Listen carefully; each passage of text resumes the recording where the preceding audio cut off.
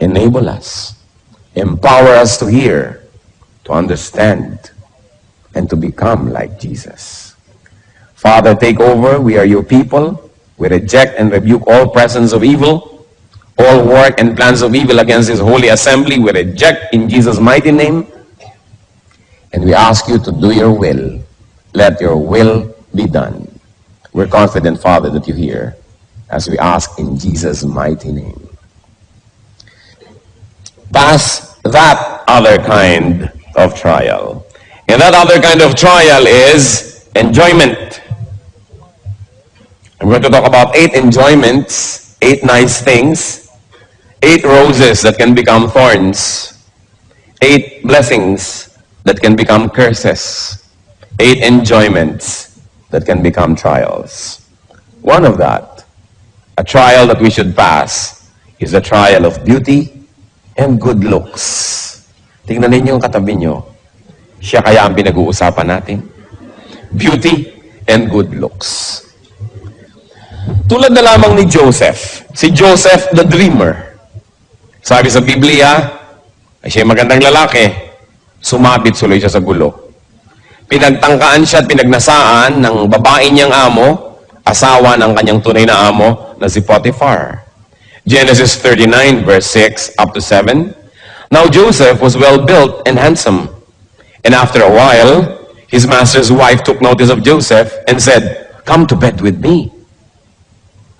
At syempre dahil si Joseph po ay makadiyos, siya'y disente, may paggalang sa kanyang among lalaki, di niya kailanman pinagbigyan ang mga panunukso ng babaeng ito. At ang babae ito naman cannot take rejection well. So what did she do? One day, she cried rape. Nung di siya pansinin, isinumbong niya at pinagbintangan niya na balak daw siyang gahasain ni Joseph. Because of that, Joseph went to jail. And another story deserves another telling. But the point is, kung ito ba naman si Joseph ay hindi may itsura, hindi sana napagnasaan. Kung minsan po, blessing yung di ka masyadong maganda. Di ka nare-rape. Blessing yung hindi ka masyadong magandang lalaki. Walang masyadong nang-aakit sa'yo. Malaki pong pagsubok na maging maganda. At maraming tao, hindi nila na ipapasa ang pagsubok. Kinakain sila ng kagandahan, nagiging palalo, nagiging mayabang, o kaya nagkakasala dahil dumadaling magkasala sa dami ng nang-aalok. Kaya mabuti kumisan yung di na naaalok pa. Napipilitan ka maging banal. At least kahit pilit, banal pa rin. Kesa sa napakarami namang pagkakataon. Alam niyo yung magaganda, maraming choices eh. At kumisan yung choices, parang sumpa. Habang dumadami, mas nakakalito. Kaya yung mga temptress, mga tempter, usually magaganda rin ang itsura. Dahil hindi ka naman maaakit kung di sila maganda. Kaya ang sabi ng Romans 6:13, do not offer parts of your body to sin as instruments of wickedness, but rather offer yourselves to God as those who have been brought from death to life, and offer the parts of your body to Him as instruments of righteousness. Yan ang sinasabi. So, good-looking people, mag-ingat. At meron pa po ako isang ipakikiusap. Good-looking people, be kind to others.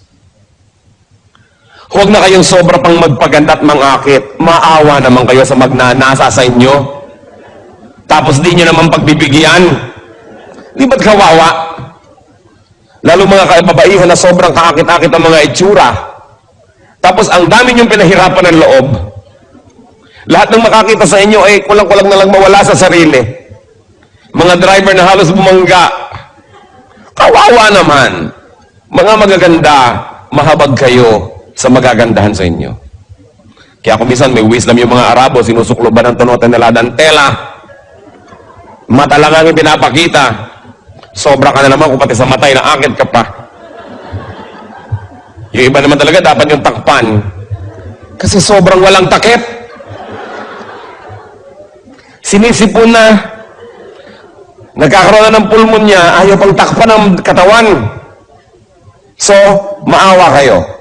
Maawa kayo sa magnanasa, na mabibigo lang naman.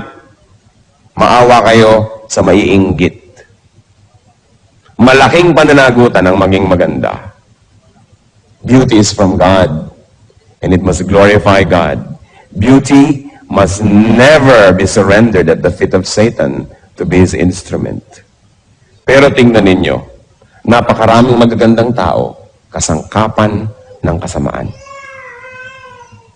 Ang kagandahan ay ginagamit sa pang-aakit ng asawa ng may asawa. Sa pagmamali ng kaisipan ng maraming makakakita. It's sad that a beautiful thing and that beauty can be a curse. So, watch out, beautiful. Watch out, handsome. Sabihin nyo nga sa katabi nyo yun. Watch out, beautiful. Watch out, handsome. Another trial, which sa biglang tingin is a blessing but can become a curse also, is health. Health? Pastor Ed, hindi ba kayo nagkakamali? Health can be a curse, yes. Because healthy people have so many options and choices of what to do. Katulad ng sobrang maliligsi ang mga paa, kung minsan kadadaling maghabol ng kasalanan at pumunta sa mga lugar ng kasalanan, kung yan ba naman yung nakapako sa kama at di makabangon, nagiging banal. You know, the body can do so much when you're healthy. That's why, when you are healthy, first you thank God, and then you watch that you don't allow your health to become an entry point of evil. Kasi pag malusog ang tao, maraming pwedeng gawin. At saka marami rin pwedeng makigawa sa kanya. Kasi kung ikaw naman sumusukan ng dugo, ay wala nang may gustong lumapit sa iyo kumisan, malayo ka sa temptation. Pero kung lusog-lusog mo, maraming gusto na dumikit-dikit at lumapit-lapit sa iyo. Kaya ang katawan natin, mas malusog, mas ginagawa nating alipin ng kabutihan. Sabi ni Paul sa 1 Corinthians 9:27, "No, I beat my body and make it my slave." You know, if you don't make your body your slave, it will be your master. Yung katawan ng tao, pag hindi yan sinupil, pag hindi yan kinontrol, yan ang magiging amo nyo. At pag ang katawan ng tao naging amo, mapapahamak ang ating kaluluwa. Kasi walang gustong gawin ng katawan, kundi katamaran, kasalanan, luho, sarap. Kawawa ang kaluluwa ng tao na yung katawan niya ang naghahari sa kanyang buhay. Kaya ang sabi ni Paul, binubugbog ko tong katawan ko na to, pinupukpok ko to, pinipilipit ko to, at ginagawa ko siyang alipin ko, sumusunod sa kagustuhan ng aking espiritu. At yan ang dapat mangyari.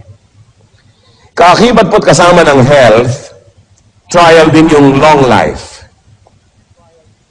It's a blessing to have a long life, but long life can also be a curse.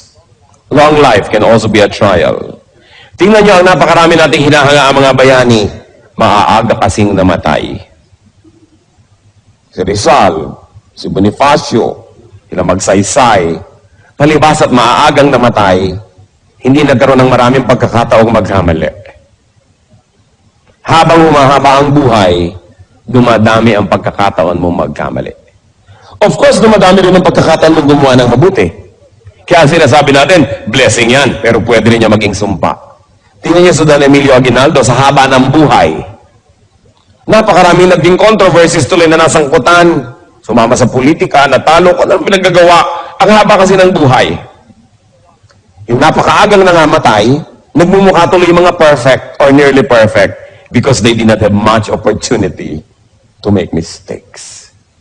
So, watch out, you health buff.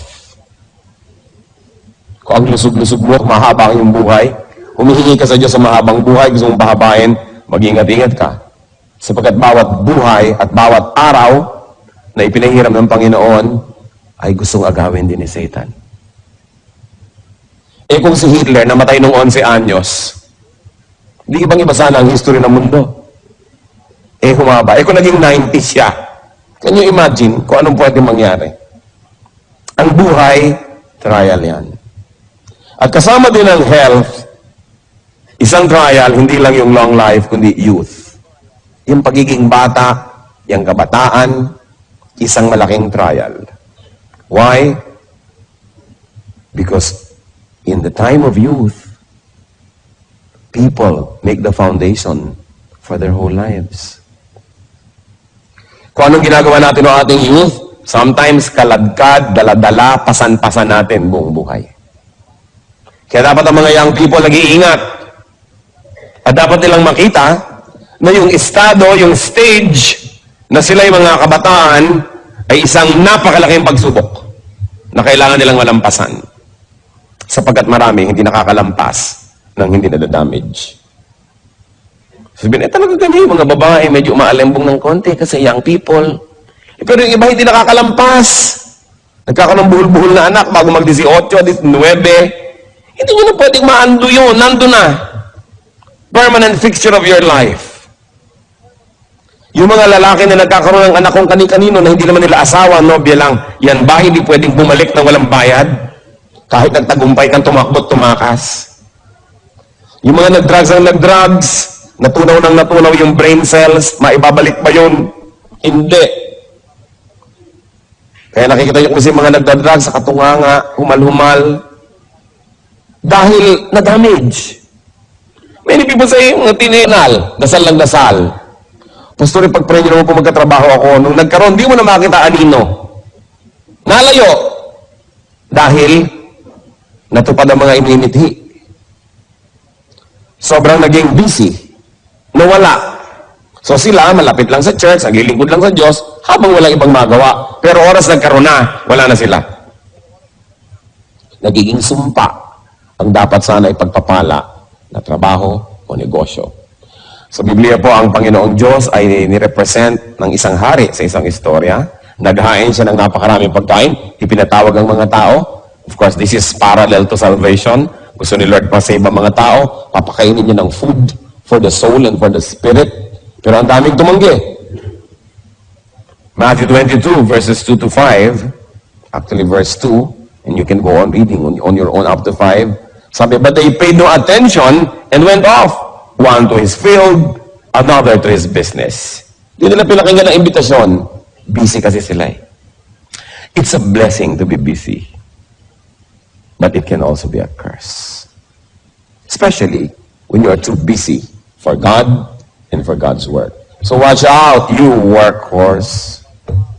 Yung sobra kayo magtrabaho, wala nang lugar ang Diyos, sarili na lang, income, hanap buhay, climbing up the corporate ladder, this dog-eat-dog thing, watch out. There's another area of trial, and that is wealth. Ang kayamanan, napakalaking pagsubok. Malaking pagsubok ang maging mahirap. Pero napakalaki rin pagsubok ang maging mayaman. At kung sa akin ay papipiliin, mas mahirap dalhin ang pagsubok ng pagiging mayaman kaysa ng pagiging mahirap. Because it's terrible when you can afford your vices. It's terrible when you can afford to follow your appetites. It's terrible when you can afford to finance bad taste. It's terrible. So what you do with what you have is under scrutiny. What you do with what God gives you will be under judgment. Meron kaya tayong wealth, whatever it is, that we love more than God? What do you love above your wealth is watched in heaven. Hindi masama maging mayaman. Ang gusto naman ni Lord na maging prosperous tayo lahat eh. Pero oras na inuna mo na yung kayamanan kaysa sa Diyos, oras na siya ang iyong Diyos, kawawa ka naman. Kasi dinagdagan mo ang Diyos ng iyong buhay. Yung mga sumasamba sa salapi, kawawa. Sa halip na kanilang gamitin ang salapi at sila ang naglilingkod sa salapi. Sukdo lang sirain nilang kanilang mga relasyon sa kapwa, sirain nilang kanilang puri, reputasyon, kabanalan, magkapera lang. Then they become slaves. Luke 18, 22 to 24. When Jesus heard this, He said to him, ito yung isang mayamang lalaking sabi, gusto ko pong sumama sa inyo, gusto ko maglingkod, blah, blah, blah. You still lack one thing. Sell everything you have and give to the poor, and you will have treasure in heaven. Then come, follow me. Kasi gustong sumunod sa kanya nitong mayamang lalaking ito eh. When he heard this, he became very sad because he was a man of great wealth. Jesus looked at him and said, how hard it is for the rich to enter the kingdom of God. Of course, I like to add that it is also hard for the poor to enter the kingdom of God. Hindi na dadaan sa mayaman o mahirap yan. Kaya lang mas madaling malito, mas madaling malasing yung may kayamanan kaysa dun sa wala. Kaya nakita nyo, dasal ng dasal yung tao. Siguro walang pera. Pag walang pera tao, dasal ng dasal eh. Subukan nyo, pag marami ng pera, kung madadasalin pa. Doon, nagkakaroon ng pagsubok. Dasal ng dasal, siguro may sakit. Dahil bihira naman taong malusog, ang paladasal. Dasal ng dasal, siguro nanganganib ang buhay. Kasi bihirang taong secure ang naaalala magdasal. Dasal ng dasal si Mrs. Naku, siguro may ginagawang milagro si Mr. Dahil bihira namang Mrs. na masayang-masaya sa kanyang Mr. ang madadasalin. Karamihan ng mga madadasalin, wala na kasing mapuntahan, pumupunta na tuloy sa Diyos. Kaya kumisan, nagiging pagpapala ang problema. Kasi lumalapit tayo sa Diyos. Pero imagine niyo kung gaano kalaking pagpapala yung malusog ka, masaya ka, kontento ka, masagana ang iyong buhay.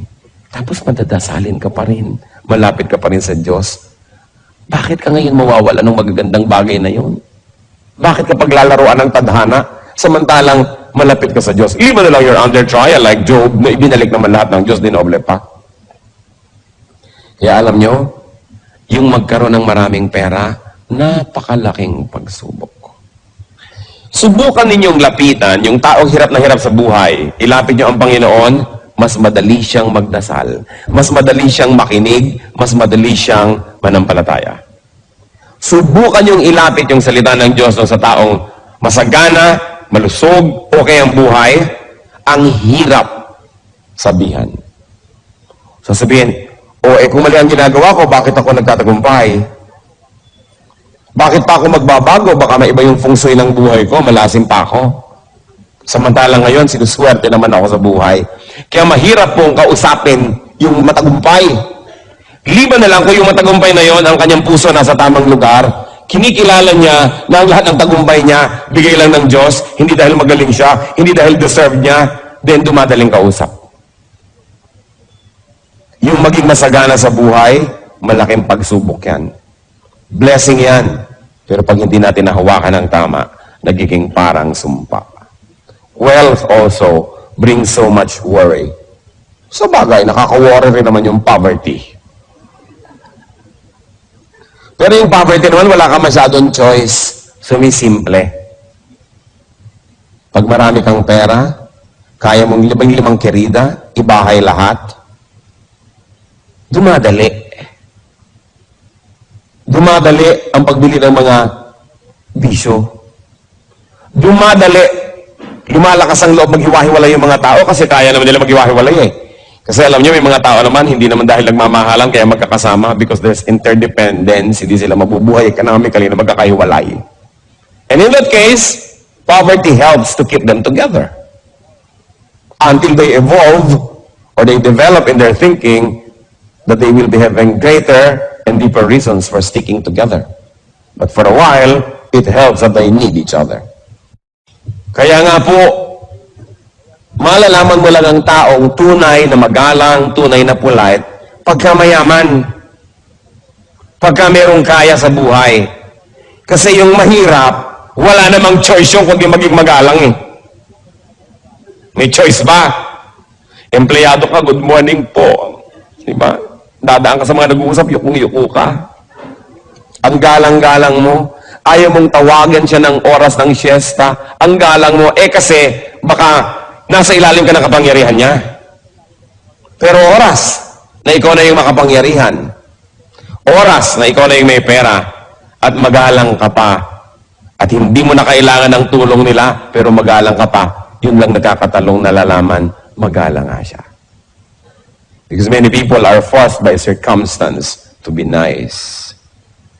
But when you don't need people, when you are independent economically, in fact, when they are dependent on you and you're still nice, then that's your true character. Kaya po yung magkapera, magkaroon ng kapangyarihan, napakalaking pagsubok at konti lang ang pumapasa. Kasi kadalasan, pag mataas na yung ranggo mo, wala nang sisita sa'yo, kung ano na ang pinagkagagawa mo. Kasi wala nang sisita sa'yo. Kaya marapat ibalik ka uli sa mababang ranggo para ka tumino. It is a great trial to have power. It's a great trial to have wealth. Because you can do what you want. And when you're able to do what you want without having to submit to anybody, that's when your true character shows. Mahalaga. Isip-isipin natin. So watch out. Let's see. Tingnan nyo nga katabi nyo kung mukhang mayaman. Baka nagpapanggap lang siya para wag niyong dukutan. Pero mayaman pala. Yung mariwasa ka sa buhay, may kaya ka, trial yan. Then, another trial is knowledge. Knowing is a burden. Knowing more is a heavier burden.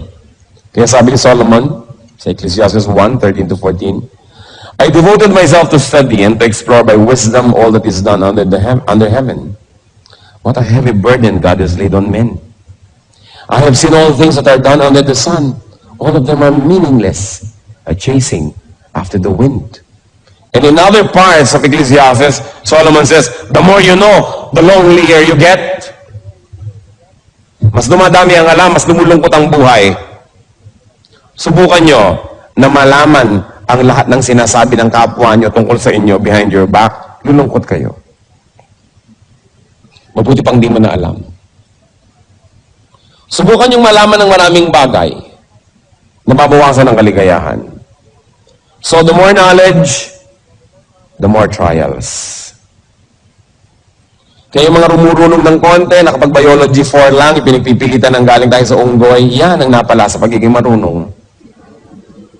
Little knowledge can be dangerous. That's why atheist scientists, atheist philosophers are in danger. What we know is little. What we do not know is immense. O yung taong hindi tiyak, therefore akala niya hindi niya alam. Ganda yan. Pero trial yan. Dahil kung saan ninyo yan i-dedicate, doon kayo mapupunta. Sabi sa Matthew 10:39, whoever finds his life will lose it. But whoever loses his life for my sake will find it. So para nasan yung zest ninyo ba? In finding God or in finding other things? What causes do you pursue? What causes do you live for? Make sure the things you live for are worth dying for. And the things you die for are worth living for. Kaya dapat pag-ingat-ingatan natin yung sigla kasi kumisan kung saan-saan napupunta. Pang-pito po na trial sa buhay, good relations. Yung meron kayong mga mapagmahal at minamahal na mga magulang, mga anak, mga asawa, kaibigan, etc., etc. Akala natin ito is lagi na lang good sa atin. They can be trials. Our loves, our affections, our involvements. Pag iniisip ko itong sa Abraham, bakit matapos na manalangin ng kay haba-habang panahon na magkaanak, nung nagkaanak, sabi ni Lord, paki-offer mo nga sa akin yung si Isaac. Is it possible na dahil sa pananabik niya na magkaroon ng anak, ay na magkita na yung anak niya sa kanya at sa Diyos? Possible kaya? Kaya gusto ni Lord ma-prove ni Abraham, kay Abraham mismo, sasabihin niya na number 1 pa rin ng Diyos, kaya sinabi, i-offer mo. At nung nagkaroon siya ng lakas ng loob at katawan na gawin yon, hindi naman ipinatuloy ng Diyos. Kasi napatunayan, hindi naman pala susuwayin ni Abraham ang Diyos dahil sa anak. Therefore, pinayagan niya na yung anak, ma-maintain. Kung ipinagkait kaya ni Abraham si Isaac at hindi niya ini-offer, paano kaya kukunin ng Panginoon niya saan paraan? We don't know. Because the story did not happen that way. Abraham obeyed God. Gaano karami sa inyo ang susunod sa Diyos kung ang pagsunod nangangahulugan ng pagputol ng relasyon nyo sa kapwa-tao? Halimbawa sinasabi, layuan mo yang si Bigote. Lalayuan mo ba? Asawa yan ng iba, huwag mo yang samahan. Diyos ko po, paano ako mabubuhay nang wala siya? Kaya kay Bigote, kahon, bayong, kung ano man yun. Siya pa rin. Kaya maraming tao hindi nakakalapit sa Diyos kasi inuuna nila kapwa-tao.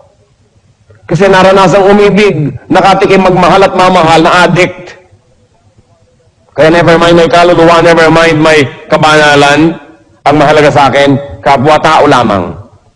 Kaya yan pong magmahal at mahalin, malaking trial yan. Kasi laging nanganganib na magkaroon ng kaagaw ang Diyos.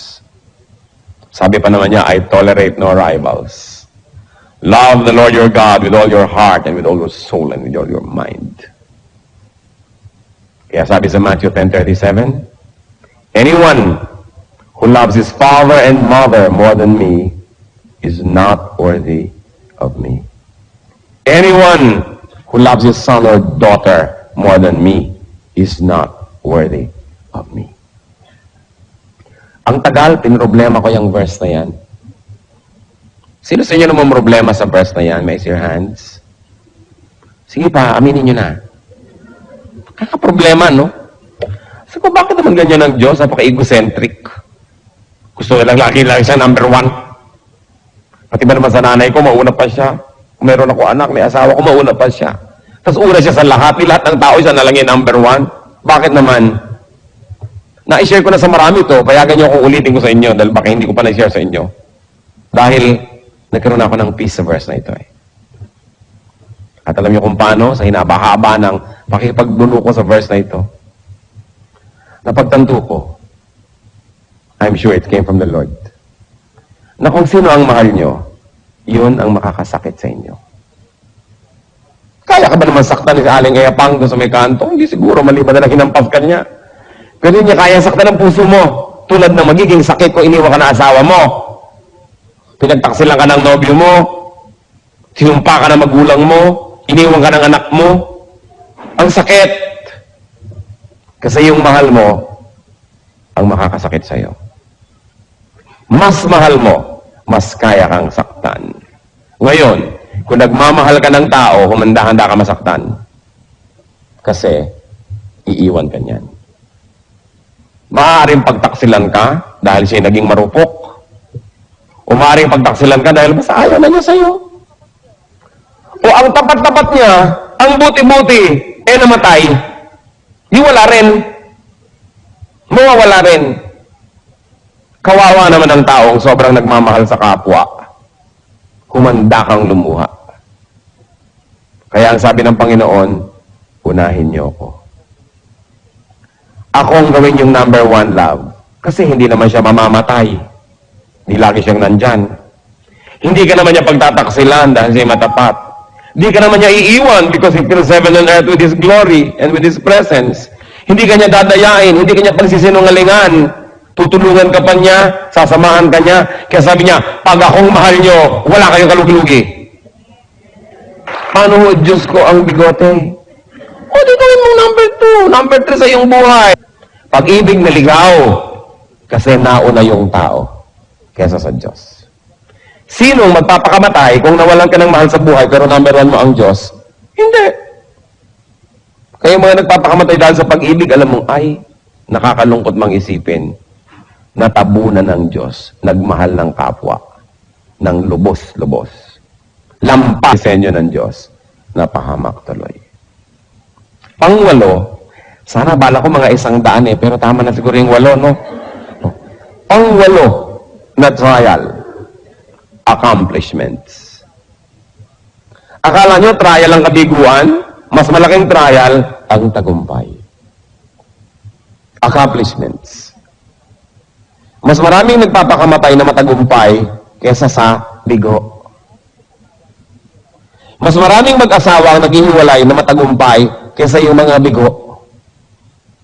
Kasi kung minsan, Ang wattage mo, 10, hindi mo kaya ang 50 volts. Kasi hanggang 10 watts ka lang. Tapos dumating yung 3,000 volts, pundi ka. Kaya maraming tao, pag nagtatagumpay, napupundi. Dahil malaking trial yung accomplishment. It be physical, mental, social, or spiritual success. Fame and glory can be terrible trials. Kaya akala mo ang galing-galing mo, kayang-kaya ko na to, yun ang pinakamapanganib. Sapagkat di ka na nag-iingat. Sobra ka ng overconfident. Dahil nga sa iyong accomplishments. Kaya sabi sa 1 Corinthians 10:12, so, if you think you are standing firm, be careful that you don't fall. Sapagkat halos lahat ng natumba ng di nila inaasahan na mangyayari yun. Sapagkat sobra na silang naging confident. Accomplishments can make a man proud, or vain, or careless. That's why accomplishments can be dangerous. Watch out, achiever.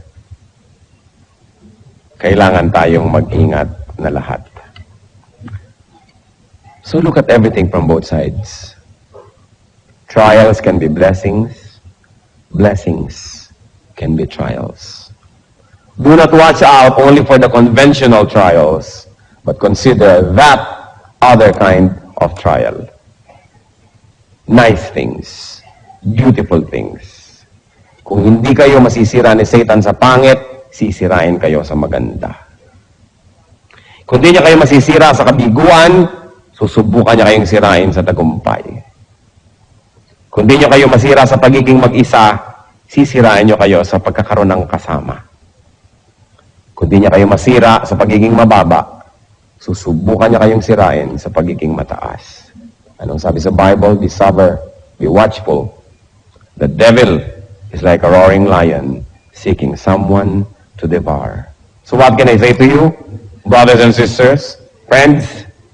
Pass that other kind of trial. Let's bow before the Lord. At nais ko mag-isip-isip kayo, alin ba sa mga binanggit natin ang nagiging instrumento ngayon ni Satan para kayo subukan. Para kayo ligligin, guluhin.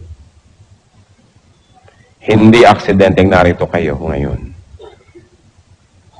Sinadya ng Panginoon. Nahawanin ang daan na magkasama-sama tayo sapagkat may nais siyang ipaalala. Huwag nating isipin na para sa ibang mensahe. Para ito sa bawat isa. Pass that trial. Panginoon, salamat sa pagpapaalala ninyo. Salamat, napakabuti nyo sa amin. Gumagawa kayo ng mga iba't ibang paraan para kami kausapin. Salamat, Lord, binibigyan nyo kami ng pansin. Hindi man kami karapat-dapat.